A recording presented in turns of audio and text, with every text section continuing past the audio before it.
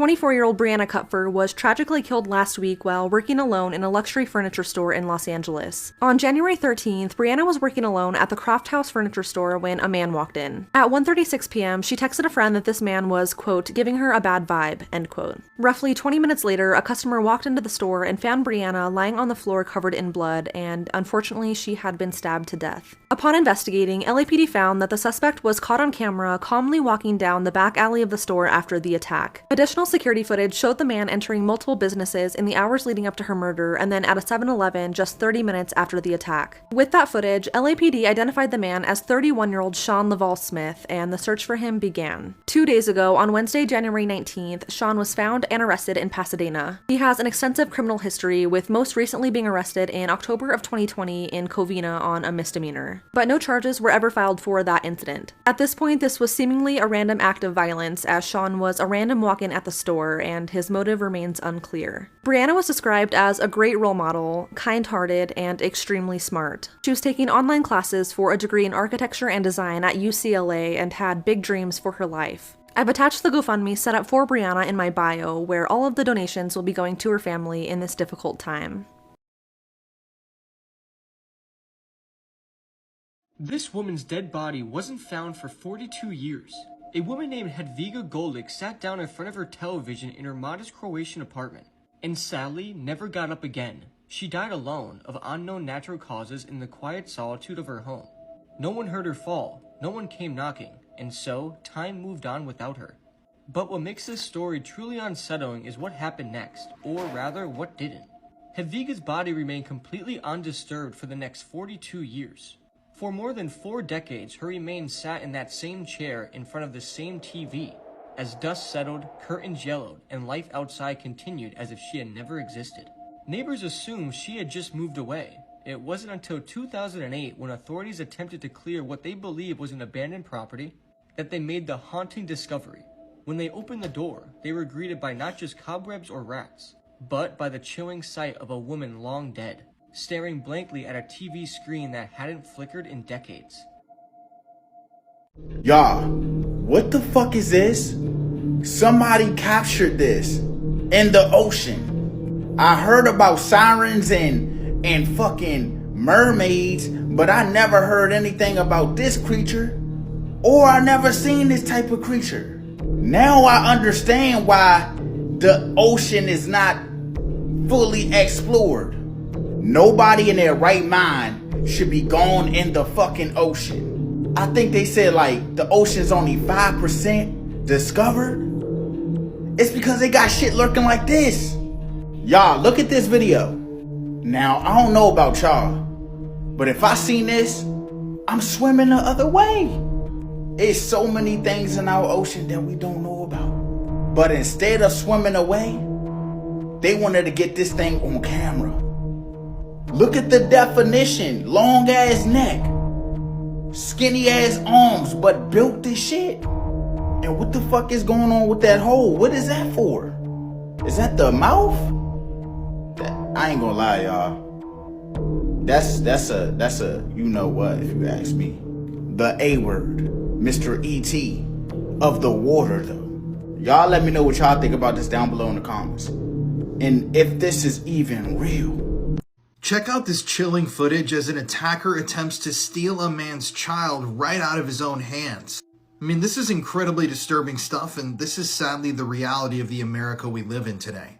Did you know that every 40 seconds a child goes missing or is abducted in the United States? That means that while you're watching this video, 2 children will either go missing or be abducted. Every single day in the US, on average, about 2,100 children are reported missing. Out of those cases, about 800 of them usually end up being false alarms, but the disappearances of the other 1,300 children that go missing every single day aren't as easily explained.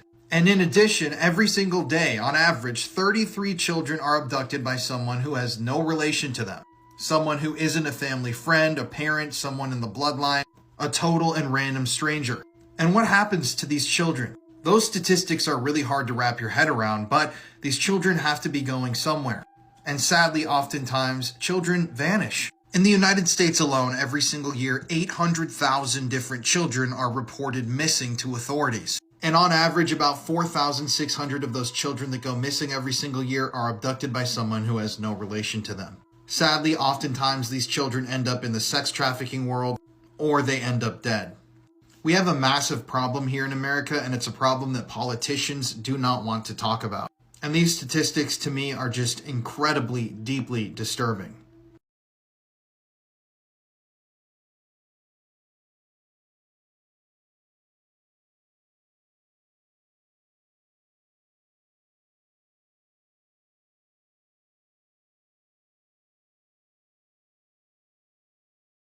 Blood-curdling facts that you wish you never knew. There's a parasite called guinea worm that enters your leg through infected drinking water, and you won't even know that you have it until a year later when it comes out through blisters on your skin. And at this point, it's over 2 feet long. It's commonly believed that the chlorine in pools make our eyes red. However, it's actually chlorine mixing with urine that causes this to happen. After 49 people were killed at the Pulse nightclub shooting in Orlando, cops were investigating the scene, and you'd think it'd be pretty quiet in there. But it was actually filled with sounds of ringing cell phones. Friends, family members, loved ones, calling the people that they knew were at Pulse and hoping they'd answer the phone and say they were okay.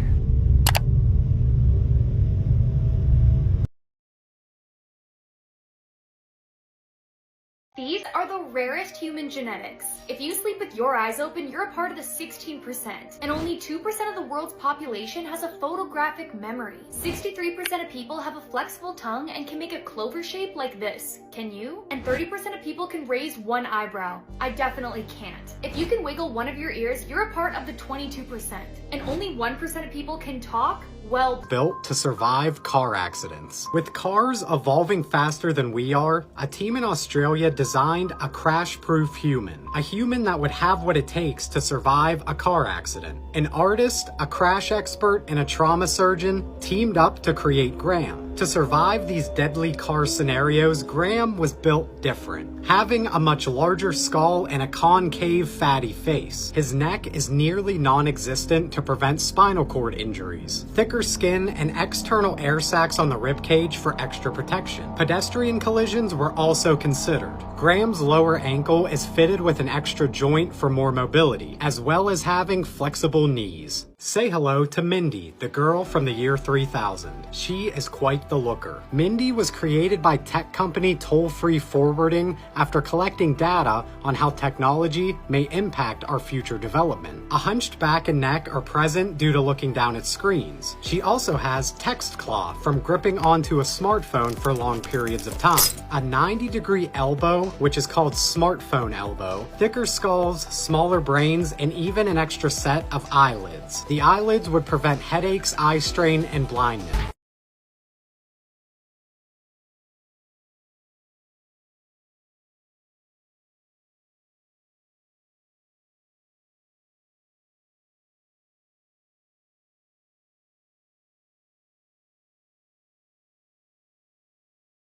This horror series on Netflix does not get enough love, but this is the perfect time of year to watch it. Guillermo del Toro's Cabinet of Curiosities is one of my favorite miniseries out there. It's 8 different episodes, with each episode being a different horror story. But along with them being horror stories, a lot of them just ooze this Halloween feeling. They're like usually old-timey, they're dimly lit, they always have candles, they just have this spooky season feel to it. My top 3 favorite episodes are Graveyard Rats, which this one is about this grave robber who is trying to break into this wealthy man's casket, but the cemetery's rat infestation proves to be a bigger problem than he bargained for. This one is just such a fun creature feature, but it does have some very intense claustrophobic moments. My second favorite episode is Lot 36. It's about this guy who tries to make money by buying storage units and selling what's inside of them, but he would have never guessed what he would find inside of Lot 36. I absolutely love this like dark candlelit demonic vibe of this episode. And my number 1 favorite episode, which I feel like is everybody's favorite episode, is The Autopsy. It's about this sheriff who's trying to get down to the bottom of this very ominous case, and so he calls in his friend to do an autopsy, but what he finds out is so chilling. Even though those are my top 3 episodes, all the episodes in this series are so good. If you've seen it, let me know which episode is your favorite, because I am so curious. Things we did in school that today's kids will never experience. We always drew the sun in the corner, painting your nails with the whiteout. Only real ones remember this fish. Walking down the school hallway, you'd run your fingers through the cracks in the bricks along the wall.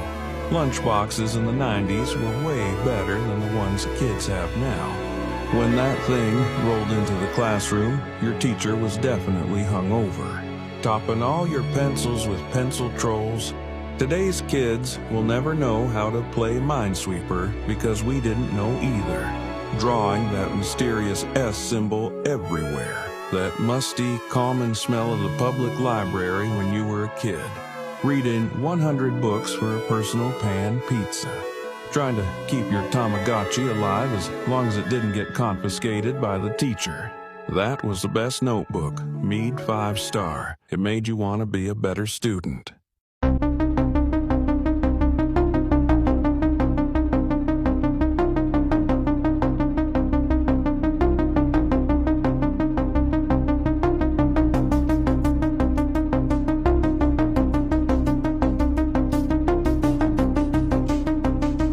Says who is the #1 slasher. You have Michael Myers, Freddy Krueger, Jason Voorhees, Art the Clown, Leatherface, Ghostface, Leprechaun, and of course Chucky. Dead last that isn't even close, you have the Leprechaun. Bro is not scary at all you have to do is stay away from his gold, and you're safe. Hoodie is not fooling anybody with those socks. You guys had to see this one coming. There is no way I'm gonna be intimidated by a doll with the strength of a grown man. At the end of the day, he is still a doll. I'm punting him across the room. And as you guys already know, Ghostface and Scream is one of my favorite all-time franchises, but I'm sorry, I don't care if there's 1, 2, 3, or 4. Ghostface does not stack up with any of these other characters. And this is where it gets difficult. I'm gonna have to put Leatherface in the cannibalistic family right here. Super strong, but definitely does not match up with any of our other horror movie characters. And gotta put Freddy Krueger. Unfortunately, bro is not top 3. I'm sorry, but it's just the truth. I don't really have to explain much more. In the 3rd place spot, you of course have Michael Myers. Absolutely terrifying, but is not undead like the other 2 characters. The #2 spot, I gotta put my boy Art the Clown. It all depends on what Terrifier 4 is, if bro's actually that strong. And finally, the #1 slasher is of course Jason Voorhees. Diddy was just sentenced to 4 years in jail. That's right, only 4 years for all those witnesses and all the evidence they found. On top of this, since he's been in custody since September of 2024, he's already getting a year off of his sentence for that. They acquitted him of the racketeering and the sex trafficking charges back in July. What they did end up charging him with, though, is the transportation of former girlfriends to engage in prostitution. Those are 2 very, very lesser charges compared to the other ones that he was being charged with. After he gets out, he has 5 years of supervised probation. I find this baffling with the baby oil, assaulting multiple women and everything like that, sex trafficking. Only 4 years. A lot of people are calling this case unconstitutional, but he really just had a good lawyer at the end of the day. He did all of those crimes, don't get me wrong. It might not say it on paper, but he definitely did all of those crimes. And I also believe that he should be put away for a lot longer than 4 years for all the suffering he's caused to people. But at the end of the day, if you have a good lawyer, you can get away with stuff like this. And this guy has a lot of money, so that's what happened in this case. This is why celebrities usually just get a little slap on the wrist when they do stuff like this. It's horrible. What do you guys think about this?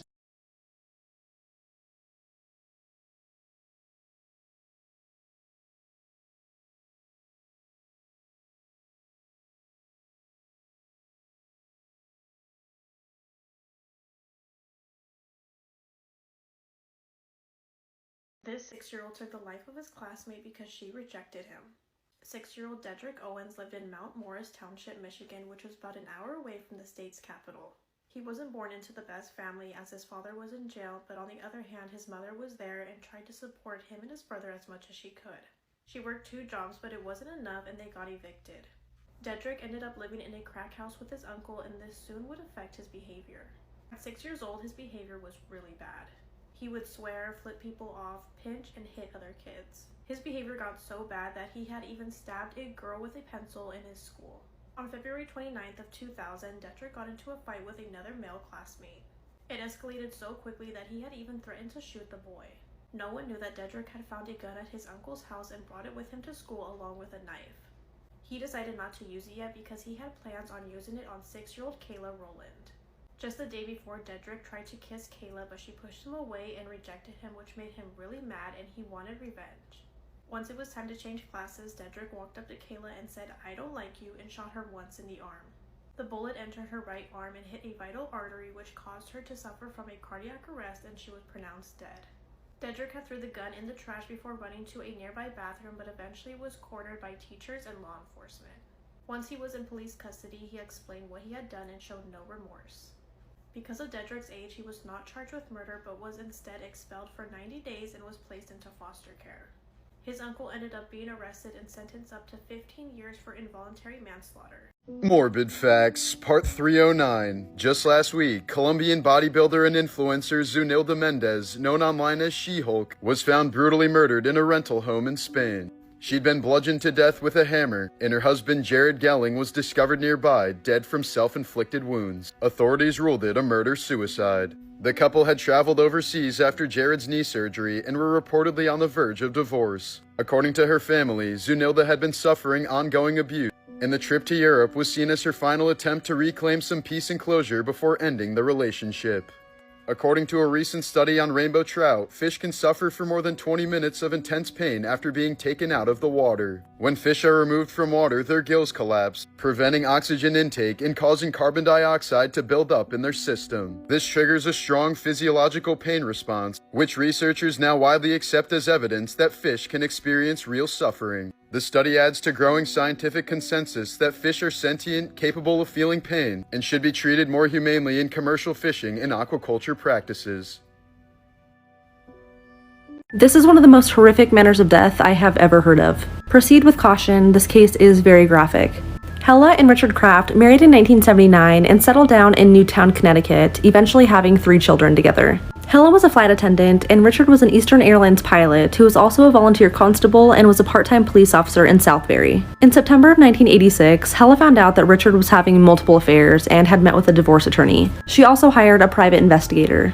The private investigator had captured photos of Richard kissing another flight attendant in front of her home, and this settled it. Hela was going to leave him. But on November 18th, Hela's friends had dropped her off at her and Richard's home after she got done working a long international flight. This would be the last time Hela would ever be seen again. That night, a huge snowstorm hit, and by the next morning, Richard said he was taking Hela and the kids to his sister's home in Westport, but when he arrived, Hela was not with him. Her friends knew Richard had a bad temper and grew concerned, but Richard always gave them an excuse as to why they couldn't get a hold of her. First he said she was visiting her mom in Denmark, then said she was visiting the Canary Islands with a friend, and then said that he simply just didn't know where she was at. Hela wasn't reported missing until December 1st, and because of Richard's high status in the community, police initially didn't want to investigate him. It wasn't until December 26, when police searched Richard's home while he was away, that they found pieces of carpet that had been ripped up from the master bedroom floor. Police also found a blood smear on the side of the bed. The Crafts nanny came forward and recalled that a dark stain had appeared on that area of carpet, which was later missing. Richard's credit card reports also showed several odd purchases around the time Hela went missing, including a large freezer that was not found in the house, bed sheets, and the rental of a wood chipper and a truck. They also found the receipt for a chainsaw.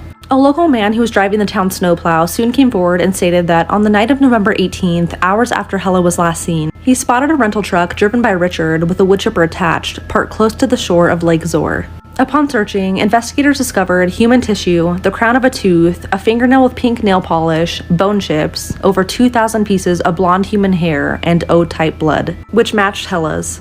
In the lake, authorities found a chainsaw covered in blonde hair and blood, which also matched Hela's DNA. The tooth crown also positively matched to Hela's dental records. Furthermore, the serial code on the chainsaw matched to that of Richard's receipt. Authorities concluded that Richard struck Hela in the head, staining the carpet with blood, and then kept her body in the freezer for hours until she was frozen solid, then cutting her apart with a chainsaw and feeding the pieces through the wood chipper. Richard was arrested, and his first murder trial ended in a hung jury because Hela's body was never officially recovered. But after a second trial, he was found guilty and sentenced to 50 years in prison. But because of good behavior and not being a threat to the community, he was released from prison in June of last year and is now living at a halfway house in New Haven.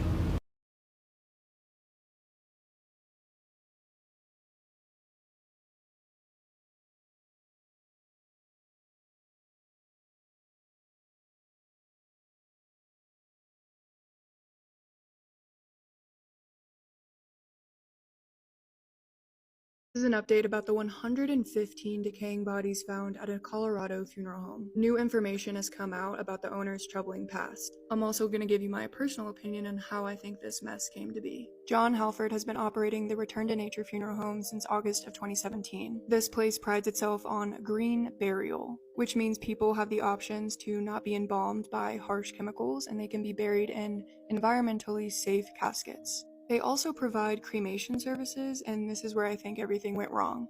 On their website, which is still up, it says, as of July 2023, Return to Nature no longer offers cremation services. They said that they would honor pre-existing arrangements, but did they? This is a comment on the funeral home's Instagram, which is still up. Give me the rest of my mother's ashes that you kept to plant a tree that you never did. All you people did was lie. And another one. This person wrote, this makes me sick to my stomach. We have reason to believe my mom may be one of the bodies they found. We just released what we thought were her ashes in Hawaii, which was her last wishes. I even had a pendant made. My family is just sick about this. You can't really fake burying a body when most people are viewing their loved ones before they go into the ground, but you can send people fake ashes. This is actually exactly what another Colorado funeral home owner did and was convicted of it this year. This is Megan Hess, and she ran the Sunset Mesa Funeral Home in Montrose. She and her mother were selling body parts to body brokers without the family's knowledge or permission. And to cover this up, they either didn't send the ashes or sent fake ashes, like bags of concrete mix and dust. Anyways, they got 20 years in prison. But let's get back to John Halford. It came out today that he and his wife are facing several lawsuits from prior to the bodies being discovered. A real estate company says they owe them over $97,000, and a coffin supply company alleges that they owe them over $20,000. And his money and legal issues actually go back much further, because prior to moving to Colorado in 2016, he and his family were living in Oklahoma, and this is where it gets weird. In 2006, John Halford and two others staged a fake robbery as a prank. They apparently entered a slumber party full of women wearing masks, and they were holding guns and pointing them at them. But it was just a prank. John ended up pleading guilty to misdemeanor for pointing a deadly weapon. That same year, John was ordered to pay over $8,000 to Creditors Recovery Corporation. 3 years later, he was ordered to pay over $1,000 to an apartment complex after he apparently refused to leave and didn't show up for court. 2 years after that, John's company was sued by Shannon Square LLC. He was ordered to pay $5,000 after not appearing in court. 5 years after that judgment, and in 2016, John moves his family and business to Colorado Springs. And the following year, he forms the Return to Nature Funeral Home. So this funeral home has several locations. I don't know why, but one of those locations is in Penrose, Colorado. And a couple weeks ago, neighbors started smelling an abhorrent smell. The following day, on October 4th, a person in charge of overseeing funeral home registration spoke to John Halford on the phone. And on the phone, John said he owned the property and that he had a problem. He also claimed he was doing taxidermy. Authorities raided the property the following day, and that's when they discovered the 115 bodies. But get this, the registration of this Penrose location expired in November of last year, meaning John was not allowed to be operating funeral services at this location since then. Because there are so many bodies, local authorities are being assisted by the FBI and military. And yet, despite this gruesome find, no one has been arrested yet. I truly don't think this is a case of 115 people being forgotten about by their families. In my opinion, I think John Halford was charging families for cremation, pocketing the money, and sending fake ashes to the families. That is just what I think personally happened, but we'll have to wait and see what authorities say. The FBI has put out a questionnaire for potential victims so they can identify the bodies. So I encourage you, if you did business with this funeral home, even if you got your loved one's ashes, please fill out this questionnaire, because it might not be your loved one.